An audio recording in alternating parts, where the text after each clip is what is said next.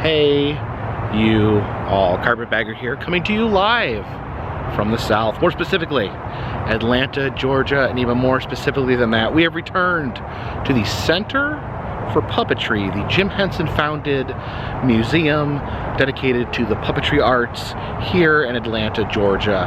And I've been here before. It is an absolute amazing facility, but we've returned here for the holiday season as they're having a special exhibit on Christmas holiday puppets that I'm interested in seeing. So please follow me.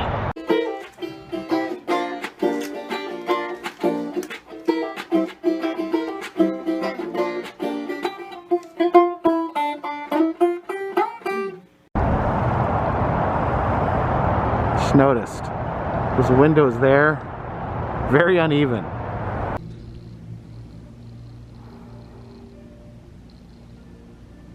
Now, every year the Center for Puppetry puts on a presentation of Rudolph the Red-Nosed Reindeer based after the 1960s stop motion version. Unfortunately, it was canceled this year due to COVID, so instead of performing, they've put the puppets on display here.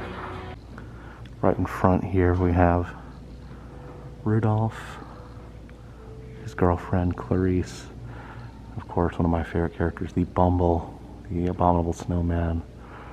Right behind them, this is the Santa Claus from the Rudolph special. Of course, the Santa in that movie, that special, was kind of a strange behaving Santa. He acted like a real jerk for some reason, which is always, when you go back and watch it as an adult, it's very, very strange.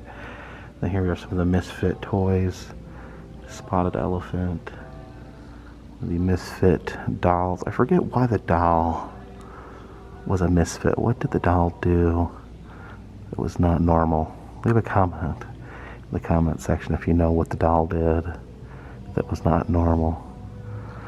And up here there's the Charlie in a box. He was a misfit because his name was not Jack. Not sure why he didn't just legally change it.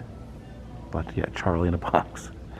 And Hermie the elf did not want to be one of Santa's elves that made toys. He wanted to be a dentist.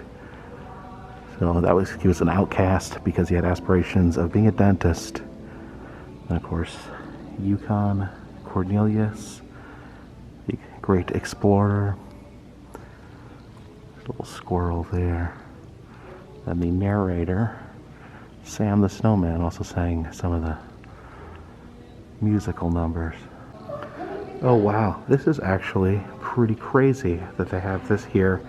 Pretty surprised to see this. This is actually Salem the cat from Sabrina the Teenage Witch. Underneath you can see these strings and wires that would control the Salem the cat puppet. And this Salem is dressed up as a reindeer. Guess this would have been for a Christmas episode of Sabrina the Teenage Witch. So I'm not overly familiar with the series, but it says this is from a season 2 episode called Sabrina Claus. So there he is, Salem the cat in the flesh. Now here is a classic holiday special, Emmett Otter's Jug Band Christmas. And there is Emmett Otter there in the middle. It says he was actually puppeted by Jim Henson himself.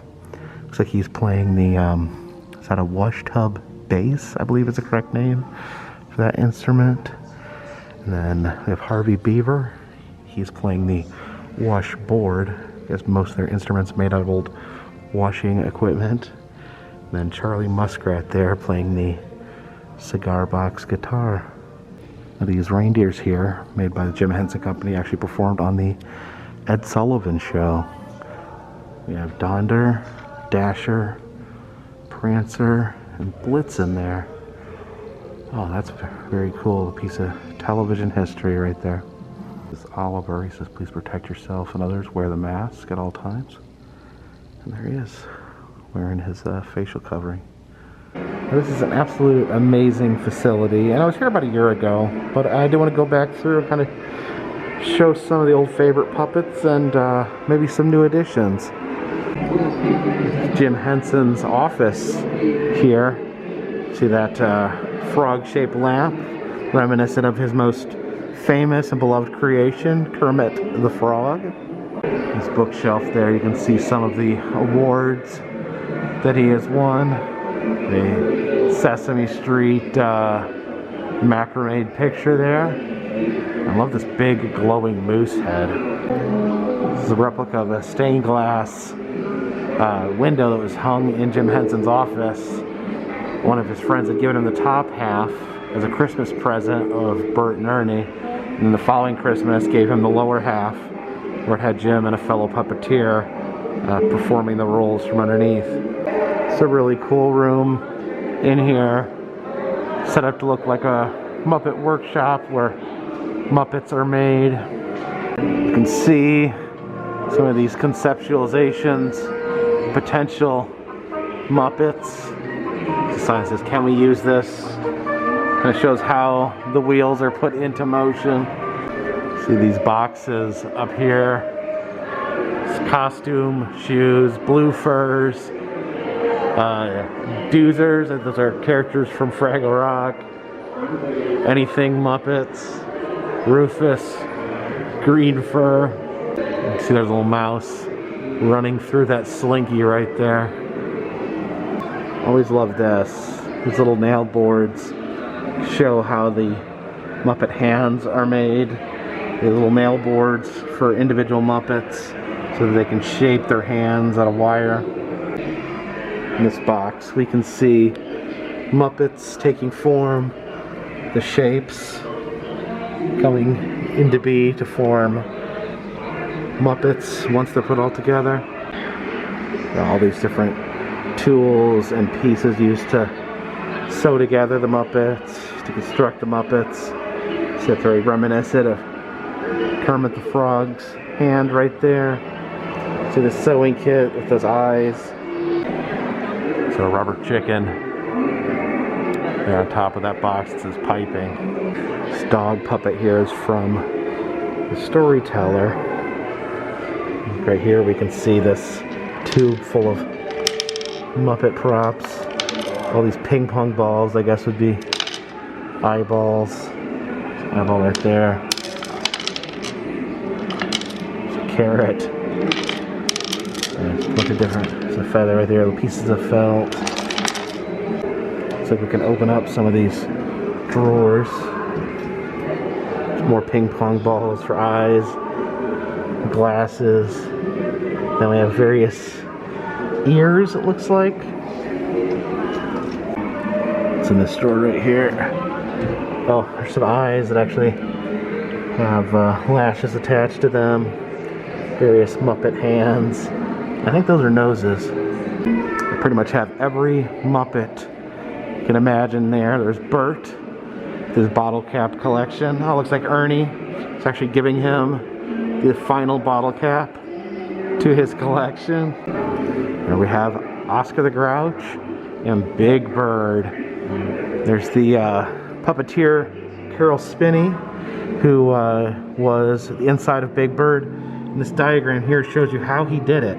He actually had to have one hand high above his head, and while he was actually inside it. So he would be, his head would probably be about right there, and then his right arm would be up inside the head. And he did that for decades. Just an amazing feat of puppetry. Some more classic characters from Sesame Street. The Cookie Monster, Elmo, Grover, and Roosevelt Franklin. They normally have an interactive section where you can perform your own puppet shows. Here you do like puppets behind this couch here.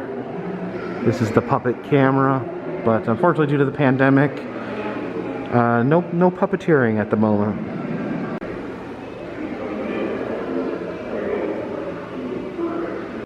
And there is the man himself, Kermit the Frog. Some props from Muppet Treasure Island. You have this pirate ship, this little scale ship.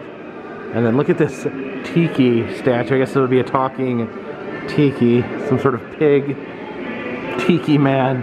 And there he is, Miss Piggy, Kermit the Frog's, I guess, on again, off again girlfriend. This character called Ron Bohr from Puppet Treasure Island. I'm fascinated by these puppets here. They're from the early version of the Muppet Show that was actually called Sex and Violence, the name of the show, which is still just surprising to hear. I guess Jim Henson had really wanted that title for the Muppet Show. I don't think the TV executives really liked it, but these are puppets from the Sex and Violence show. I guess these are the 7 deadly sins, but they only got 4 of them. 3 of the deadly sins are missing. This is lust. Kind of looks like intestines, and he's got a bunch of hands. I'm not sure. Not sure. Is he supposed to be a heart? Maybe that's it. I think maybe he's supposed to be a heart. Lust. Or maybe something else. I don't know. Maybe we're not meant to think about it that hard. Here is avarice. Avarice is the deadly sin. Wouldn't that be? Does that mean greed? I'm not sure what avarice means, but he seems to be greed-based. He's a cash register spilling with money. He's got gold teeth and coins spilling out of his brim of his hat. And then one of the 7 deadly sins, vanity. And he actually is a vanity, which makes sense. But you also, you look at yourself in a mirror. So that's what vain people do as well. For some reason, he looks like a character from Beauty and the Beast to me, the Disney movie. And then the final deadly sin, sloth. Well, final except for the 3 that are missing. But that is sloth. He's in his jammies. He's got his blanket. He is ready to go to bed because he is very slothful and lazy. I admit I was a little young for the actual Muppet Show, and I was just greatly confused when I watched it. I remember pigs in space. I wasn't entirely sure what was going on. I think normally they keep the Emmett Otter Jug Band in this case here, but they've moved that to the Christmas exhibit and have replaced them with these 2 characters from Emmett Otter's Jug Band Christmas. This is Mayor Fox and Gretchen Fox. And then down here we have Emmett Otter's rowboat. It's actually controlled by a remote control, as you can see there. Some props here from the Dark Crystal. What are these called? These things scared me when I was a kid. These bird monsters. You can see all these complicated controls that will control its facial features. But what are they called? It says Skishad the Treasurer, but I think the species had a name. It's a goblin from Labyrinth, as well as some other characters, Sir Didymus, and according to the sign, this character is called Fish Lips. Here are the Dozers from Fraggle Rock. Really cute little creature there. It's one of the Dozer vehicles. It's controlled by a remote control. And then here are the Fraggles themselves. This is Red, Wembley, and Uncle Traveling Matt. It's a huge monster called the Gartham from Dark Crystal. It's the characters from Dog City. Does anyone remember Dog City? Here's some commercial work that the Jim Henson Company actually did for the Crystal fast food restaurant. It's kind of like the southern version of White Castle, for those of you not familiar. So you can see the little cheeseburger there. It's a chicken sandwich. This is a sunriser, some sort of breakfast sandwich. There's a hot dog. And it looks like there's a wallet here that actually has photos, family photos of the different burgers together. That's a country fried steak sandwich. You can see the gravy oozing from its lips. This is the global section right here. It shows different kinds of puppets from all over the world.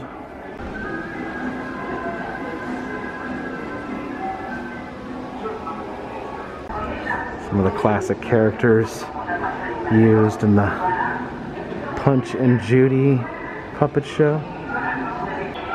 It's a Minotaur marionette. It says Vietnamese puppeteers attach long poles to their puppets below the surface of the water. Underwater rudders, like the ones found in boats, can help puppeteers control the puppet's movement. We can move the rudder there to control this rooster puppet.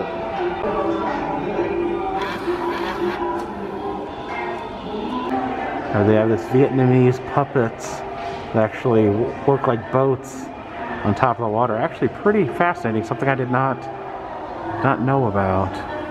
You see here some of the Vietnamese puppets that would float on top of the water. Some the water puppets here. It says this golden dragon here would actually shoot fireworks out of its mouth while it floated on the water. You're able to see this turtle puppet, kind of see how it would float like a little boat.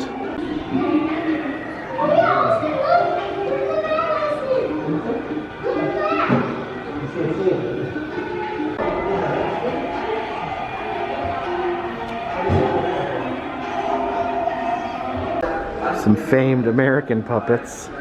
Crow, T-Robot, Tom Servo from Mystery Science Theater 3000. And we have the puppets, or the stop motion puppets from Corpse Bride. And over here, Gumby. I was obsessed with Gumby when I was a little boy. Wonder where Pokey is.